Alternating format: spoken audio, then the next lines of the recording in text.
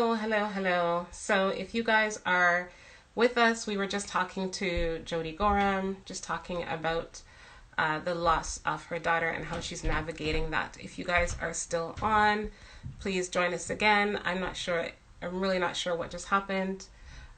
This is the second time that Instagram has done this to me, and I am not happy. But it looks like Jodi might be back. So if you are, Jodi, just let us know, and we will try to get you back in. Um, Jodi, just request to join again, and we will see if we can get you back in. All right. Hey, Jodi. Sorry, I'm not sure what happened. Just request to come on in again, and we will start over. Not start over, but we'll continue. Uh, I am really irritated that Instagram did this again. Okay, let's see. All right, we're just waiting for Jodi to come back in. I have no idea what happened. I don't know. I don't know if it was mine or yours. I I was know like, can people see me or you? everyone's coming back in, so I'm glad that people are joining us. Thanks for coming back in, you guys. Thanks for being patient with us. I'm not sure if I was able to catch, if I'm going to be able to catch the first half, but maybe I'll catch the second half in terms of saving the video. But we'll do what we can. Hey guys, thanks for coming back. We'll be able to catch the second half of our video of our live. So for those of us who are just joining, Jodi was just talking to us about the difficulty of walking through. Yes, deep breaths. Jodi Whew. has been kind enough to talk to us about the difficulty of walk of living through uh, life without her 11-year-old daughter, who was clearly such a joy to their lives. And Jodi was just talking about how amazing her husband has been throughout all of this, that he's been her rock, and that if it's at all possible, that she loves him even more now that she sees the person that he's being throughout all of this. I think it's amazing that when these things happen, you begin to see why you chose him, right? Yeah. Not that you didn't know, but you know what I mean? Um, so I was wondering, talk to me a little bit about your work with JAG Village. Can you tell us what JAG Village is? And oh, here's a great comment. I hope you can have a good conversation with him and a nice long hug. That's very sweet. So tell us a little bit about what JAG Village is and how that came into play. Sure. Okay. So, well, Jag Village is short for Georgia's Awesome, because Georgia's with a J, Georgia's Awesome Grief Village. And so it's a grief center that I have opened as her legacy and her honor to continue her. So, I don't know if I said this before, but our people die, but our love and our relationships with them don't. That's how I feel. Not that everybody feels that way. Mm-hmm. Um, that's how, and so for me, and when you've asked how have I been able to move forward, it's with her every step of the way, even though she's not physically present on here. And there are days that I can barely put my 2 feet on the floor. That every day I bring her with me. Every day I have her pin on. I have a necklace that is very close to her. If it's relevant to bring her up, I bring her up. I bring her up. So, I guess where was that born out of? I guess where it came from is when Georgia passed away, or when she died. It was really unexpected. So it wasn't just our family that was grieving; it was an entire community that was grieving. Right. And when, as a social worker, I went right into crisis social worker mode, and started finding out who can support who. And I was handing out sheets of how do you support your children who are grieving. And I had, Georgia and Davis had just sort of transferred schools prior to, they'd only been going to the school for about 6 months. So 3 months this year and 3 months of the previous year. Mm-hmm. And so when this happened, I knew that there was an entire school of kids that were also suffering and having a hard time with this. And parents were sort of advocating that they wanted more services there, and I took it upon myself as that's something I need to argue with and do.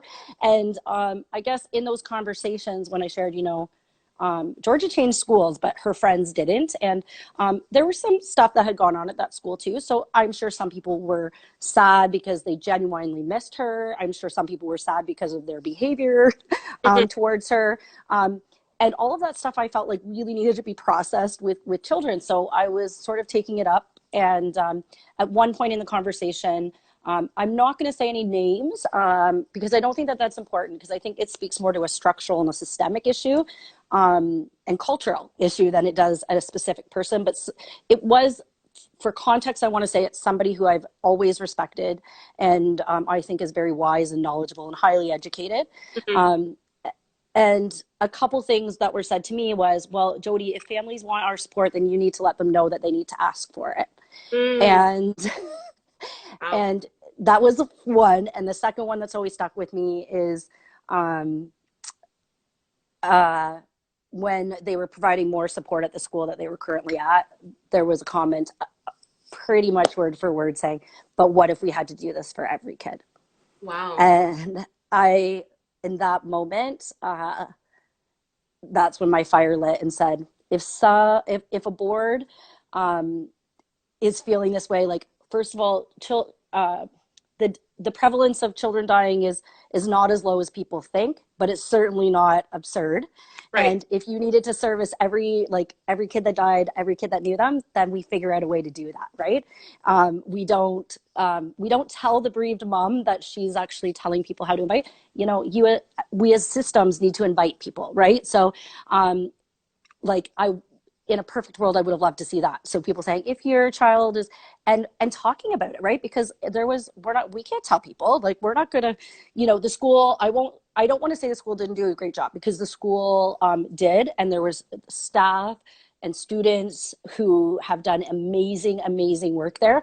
But it took time to do that because culture, and lots of people don't talk about grief. And so it's really uncomfortable. And it's, well, how do we support kids? And what if we trigger kids? Well, I'm going to tell you, they're triggered already. They're missing their friends. Right. You know that. Person has died, so they're already triggered. Yeah, they're sad because they're missing their friend, not because we're talking about it. Right. So and it's come a long, long way, and the schools have come a long way. But at that point, I thought we need more grief education that is on all different sorts of levels, whether it's conversations like the kind that you and I are having right now, or whether it gets to a point where somebody might seek therapy. We need to do it. So then, I started asking some of the people who work in grief, where are our gaps? What are the things? And, I could probably go on for hours about all of those things, but I started building the grief center based on that, and also from the kids. So like, I have a program that's specifically for bereaved youth, so that they can just be with one another. And because we do grief better when it's attached to disease. And so there's sometimes groups and stuff like that. And often groups can be short-lived. A lot of time based on funding, right? Because there's only so much funding, and then you have these groups, and then what happens after these 6 groups? So we do grief well when it's attached to disease. We can do some good peer support and some good grief support, but what happens after those periods of time, right? So that was where, let's start something where we're building a community, a collective healing community, where we can all kind of support one another through this. Yeah, so that's kind of where it came from. And I just started like going from what was helpful for me or the kids that I've worked with. And we've just sort of set up different things and moved from there. So when people access JAG Village, so people come to you for support around their grief? I love I'm not sure if this is a tagline or it's just something that you say, but when I think you had put out a video, a brief Instagram video when you had first opened up JAG Village, and you said something like a home for your grieving heart. And I thought that is so, it just made me feel warm inside because often Mm. people don't want to talk about grief. They wish it would go away. It makes people sad. No one wants to hear about it. And so the bereaved person feels like they have no place to go where people can, where they can just be sad. Yeah, we feel like a burden. Like Yeah. I wouldn't be lying if I didn't feel like I don't, people will say often, call me if you need me. But I don't know what I need. So how could I call you and tell you what I need? I don't know what I need. I just need you to be present and there. And that actually, I do want to talk about what significant day tomorrow is. But before I get to that, I actually want to, I wasn't planning on talking about this, but I actually wanted to speak to this when you say that bereaved people sometimes don't know what they need, they just need you to be present. And as much as um, I work in the psychotherapy field, I found that I fell down a little bit of a rabbit hole of not knowing what to do. You and I are friends, and I was also grief stricken when Georgia died. And, we came by, and I think, after a while, I kind of felt that you were probably being inundated with people calling and coming by. And in my mind, I thought, okay, let me just hang back a little bit and give Jodi some space. And I would text her every once in a while and go, hey, how are you doing? Do you need anything? And sometimes you would respond, yeah, I'm okay. And sometimes you didn't. And which I understood. But then time just started to pass, and it just passed and it just passed. And then one day I reached out to you and you replied, and your reply was, I feel like I was kind of left flailing in the wind. And I was very sort of mad at myself and thinking like, I can't believe I let this happen. And I'm really happy that you were able to see through my heart that I didn't mean to leave you flailing in the wind. And we both, this was before COVID when outside was open, and we met for breakfast, and we cried together, and our friendship picked up from there. But I say that to say this. I do this work. I'm in therapy, and yet I fell into that. I fell in that trap, right? So I'm glad we're talking about this so that people know, people who are in this work, people who are not in this work, can know that. And I kind of think I theoretically know this, but I don't know what happened, and I just want people to know that, just like you said, people may not know what they need, and they just need you to be there.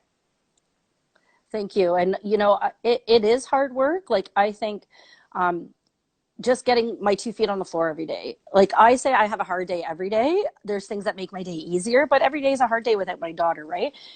So, um,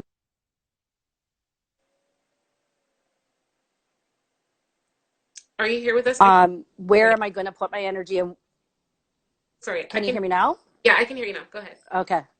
I thought I have my do not disturb on, but it's there's a phone call coming through.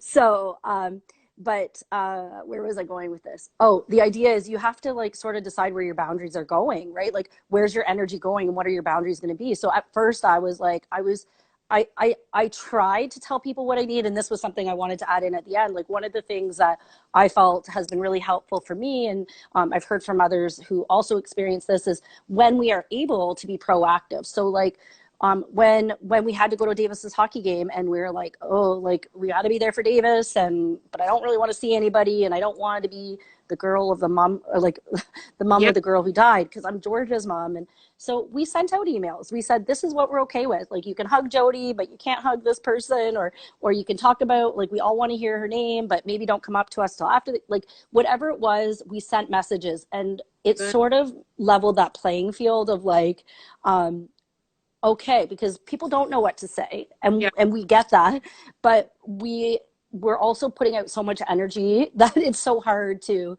do that. So when we were able to proactively say, this is what we want, whether it was a party, a hockey game, a family event, we sort of put out there what we're okay talking about. When we went back to work, Dave was even talking about this when we were prepping for this. Dave says, at work, I talk to people like, if I walk away for 5 minutes, it's not about you. It's something's been triggered and I just need 5 minutes to myself. And just so people have that place to fall. right. That's awesome. It's good that you ask for what you want and you sort of create the space that you need to live in, right? Because people sometimes don't know. No. Ali says, yes, Jodi has done a wonderful job of making a place for people to feel open and accepted with their other grieving people. Yeah, with other grieving people. Yeah, Yeah, yeah. Ellie's amazing. You're doing a really great job. All right, so let's see. Oh, the one thing I wanted to ask you is what's it like providing support to other people as you are grieving? Is that something that you find that's sort of difficult for you, or does it make it easier because they understand? Uh, um, I actually believe my true honest, and the way I've heard it the best is from like Alan Wolfett put it. I find it a true honor to be able to be there in people's pain. This has obviously been a calling that I didn't ask for, Mhm. but David or Alan Wolfett says something along the lines of that we're temporary guardians of another's soul. Mm, And I know, I've told my therapist that she's a temporary guardian of my soul, and I really feel that like I want to be sort of that safe place where you can say anything, free of judgment, free of anything other than I can sit there with you in that pain. Um, yeah. I get tears in my eyes sometimes, right? Because I get it. I may not understand their unique grief from their Mm, perspective, but I get how deep that pain goes in someone, and I can sit there and be there. And of course, I have to take care of myself. I do have a therapist that I see. I do have my bereaved moms that I don't necessarily talk about um, my clients with, obviously, but like where I find my own needs met. I have um, Friday night FaceTime chats with a couple of my girlfriends that we've been doing for probably almost 2 years. They call me and we have silly little chats, and they're just funny. So absolutely, I think it's an honor, and I really appreciate and honor the fact that someone trusts me with their soul and their person and their people or their loss, even if it's not because you and I know, and many people know, grief is more than just losing a person. It's losing losing animals, losing sorry, my husband's walking into the room. He's trying to be quiet. Oh, he can't hear because you're wearing headphones. Oh yeah, yeah, yeah, that's right. You can only hear me, so it even sounds probably even more funny. So, all right. So, talk to us about what Special Day tomorrow is. So tomorrow is Children's Grief Awareness Day, and I wanted to invite people to sort of go outside their comfort zone. And I don't want you to call anybody out on their grief or anything. Like tomorrow is going to be, I'm going to check in on this kid that I know is grieving. Don't Hmm. want that to be happening, but be mindful of it. Tomorrow, if you wear blue, that's one thing that you can do to sort of educate. And if someone says, oh, why are you wearing all blue, or why are you wearing blue, then say, Children's Grief Awareness. So we know that 1 in 14 children lose a parent or a sibling before they're 18. And we know that on the actual grief fact sheets from Children's Grief Awareness Day, it talks about 1 in 5 children lose somebody close to them. Wow. So 1 in 14 is, sister, brother, mom, or caregiver. Hmm. Um, and the other numbers. So 1 in 5, that's, I talked to a grade 11 class last week, and we talked about that's 2 people in this classroom probably. And believe it or not, some of them share their experiences, and they wouldn't have had that opportunity to share it Mm, if we didn't create that space. And what a beautiful space it was.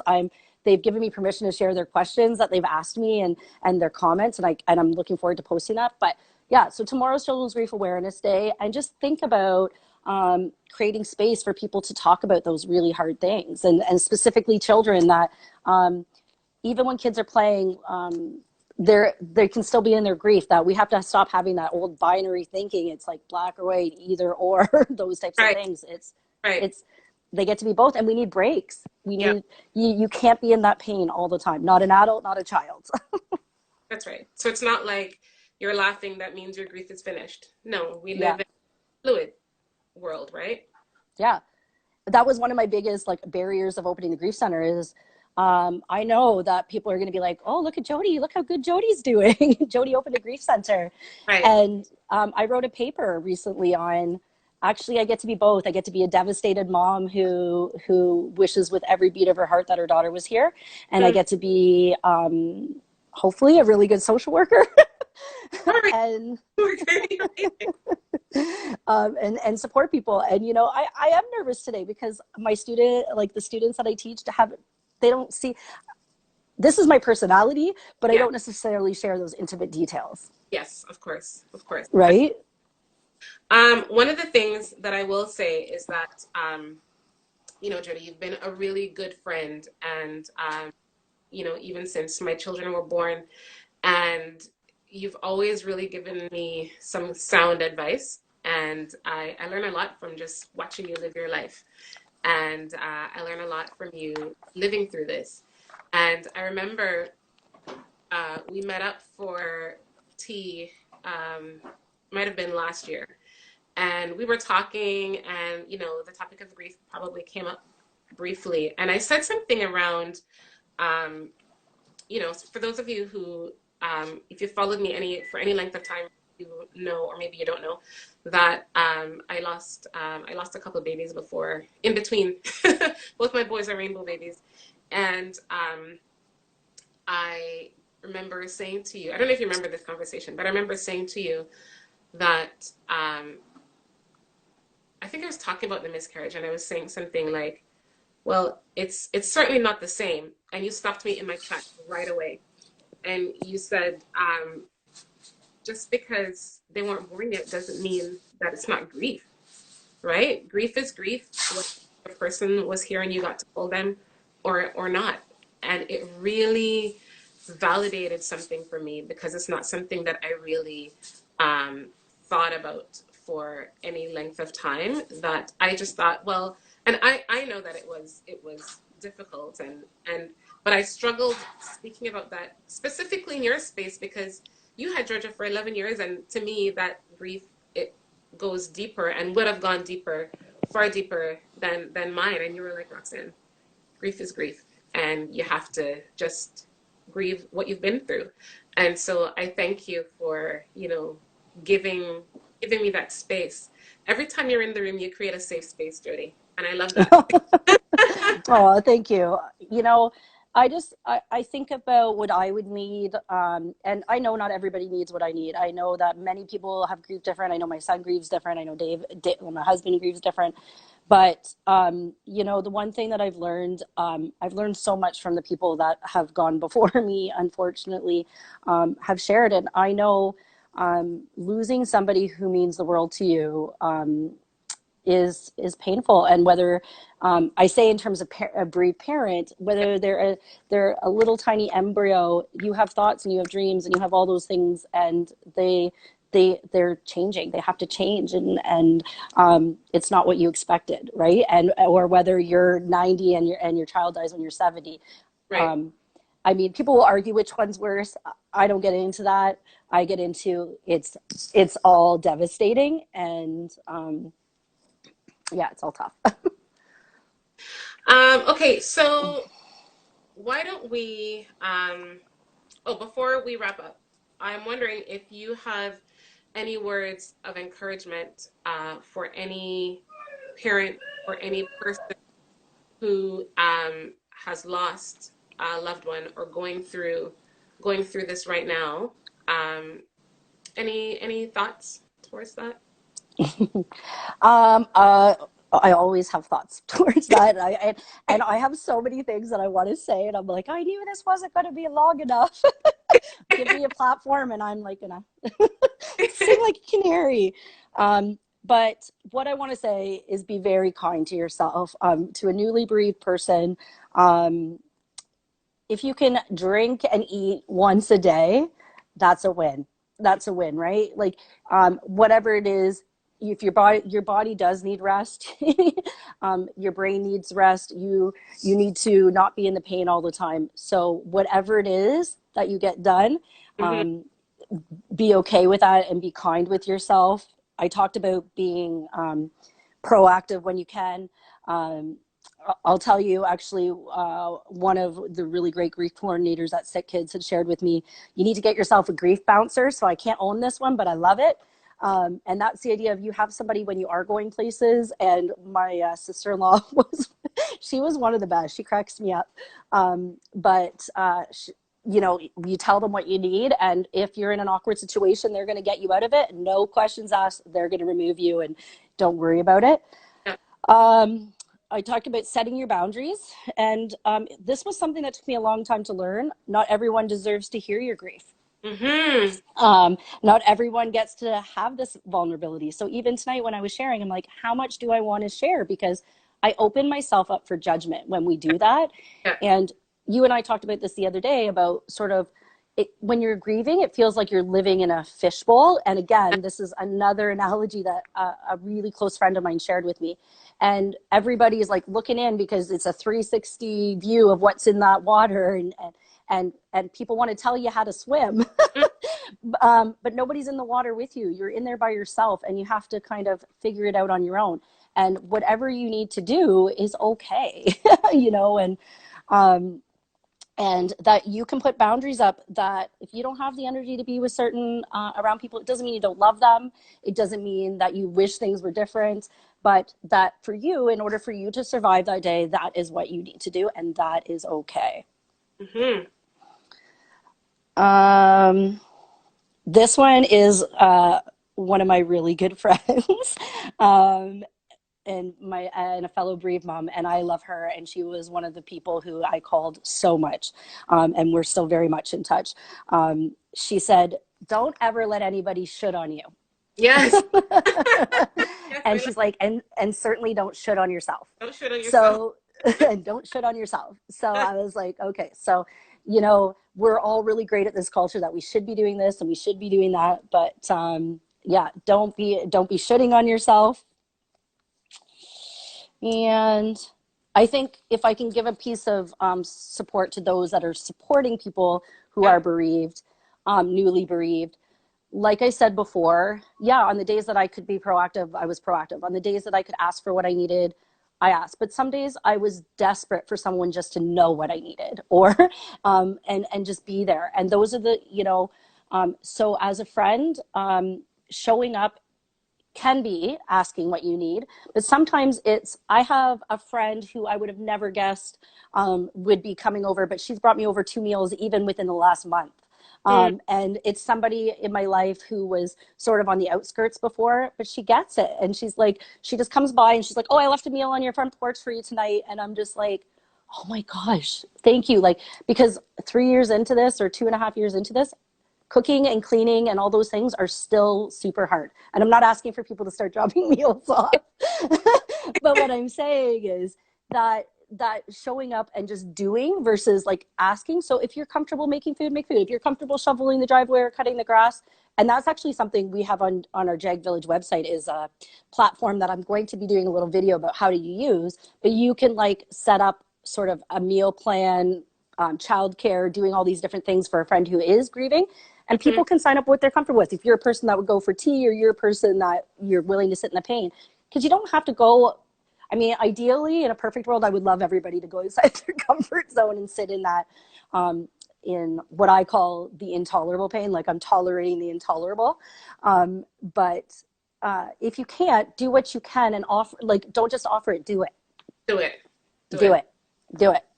That's and even write yourself a note. Like, even me nowadays with everything going on, I write myself a note that I know if a friend's having a hard time, I put it in my calendar to text so-and-so, you know what I mean? Because I don't remember, and life's so busy. And, but I want them to know that I'm thinking of them. I'll go over there and support them. So. Yeah, that's awesome. Hey, so you've shared so much from your heart tonight. I cannot thank you enough. Tell everyone how they can find you on Instagram, on the internet. Okay. So our website is www.jagvillage.com. And I believe on Facebook and Instagram, I'm Jag Village, but one has the dots between George's initials, because JAG is also her initials. So Yeah. So, And I'd say those are the easiest ways of finding me. And you can reach out through email too, through the website and those types of things. okay, perfect. So, online, www.jagbvillage.com. Yes. Instagram, j.a.g.village. And Facebook without the dots. Yes. Thank you. Thank you. Because I'm like, I don't remember which one's which. That's okay. No worries. No worries. We've got you. So all of you on here, go and follow Jag Village wherever you can find Jodi. And if you are in Durham region and you know someone who could use some services around grief and needing a home for their grieving heart, please refer them to Jodi. She's awesome. And she not only does grief work, she does other kinds of therapy as well. I cannot thank you enough for coming on here. You make my heart smile every time I connect with you. Everyone on here is Me saying too. hello. You're wonderful. Thank you for having this conversation. Thank you, Jodi. Aw. No, And thank you. I appreciate the space. Can I say one more thing that I wanted to say? yeah, you I can. was looking at my paper and I'm like, okay, I just have one more thing to say. Yeah. Because there's one hard thing of like when I talk about things today and, and how friendships have changed and all those things. And I want to invite people that if their first thought is being offended by like something that's been said or, I wanted to talk a little bit about intentions quickly because sometimes we intend to do good on people, but if you knew that what you were doing wasn't being received that way, wouldn't you want to know? So if a friend who is grieving says something to you that's not helpful, it's not about you as a person, it's about them telling you what they need. Right? Right. So I Right. invite you to start thinking about that differently, that it's not that you're doing anything wrong, they actually want you there, but they want you there in a way that's helpful for them now because they're changing and what they Yeah. needed before isn't the same. So that was just one Mm, other thing I wanted to add because I know, I've talked about how my friendships have changed, or I'll say, we lost lots of friends. And I don't mean we physically lost lots of friends, because if I called them up, I'm sure they would come. But people, like we said, we lose contact. And sometimes I'm worried that's about being offended. And it's, and if people who are grieving, not that they get a free, a free ride of doing yes. that, but it's the idea is we're trying to tell people what we need. And sometimes if we've said it once, then that's all you're going to get, like, because that's all you have the Yeah. energy Yeah. for. So I invite Yeah. people that are in better spaces to sort of challenge themselves and keep showing up because they need you, even if even if they're not willing at that time. At some Yeah. point they're going to ask. So that was my last big thing to throw Great. in there. I think we have 1 minute left, but I really want to thank you. This has been awesome. This is a topic that people don't like talking about. And I am so thankful for all the people who showed up here tonight and that you said yes. And we continue to walk with you. And yeah, thank you for being with us tonight. So everybody go follow Jodi and Yeah, and all my people who are on here, because I've seen so many familiar little faces. I mean, I think the world of you, Roxanne, and you create a safe place because I wouldn't have come on here if I didn't think that you would keep it a safe space for me. So I really appreciate it, and I really appreciate all the people's comments. I think what a world we live in when we can reach out and we can be supportive of this and instead of hiding it. yeah, most So definitely. Definitely. thank you for everything you do. Thank you. All right. Well, you guys have yourselves a wonderful night. Don't forget to join me here next week, Wednesday night at 8 for more Afterthought, where we talk more mental health and real life. You guys take care of yourselves and take care of your mind. You only have one. Take care. Bye.